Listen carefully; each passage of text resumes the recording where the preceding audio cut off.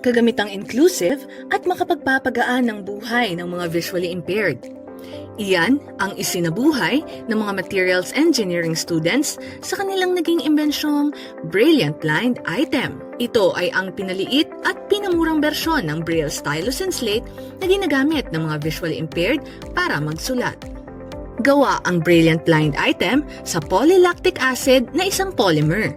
Ang polymer ay hango sa mga nagdikit-dikit na monomer upang makagawa ng isang bagay.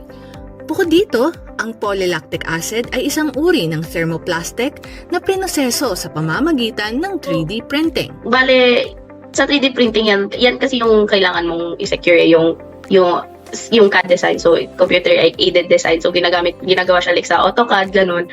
So ayan, kailangan mo i-construct. Actually yan, hiwa-hiwalay. Ikinatuwa naman ng mga nasa Special Education Center sa Los Baños, Laguna ang naturang imbensyon. Napakahalaga po kasi ito yung reading and writing nila through this braille na natututo sila magbasa, natututo sila magsulat.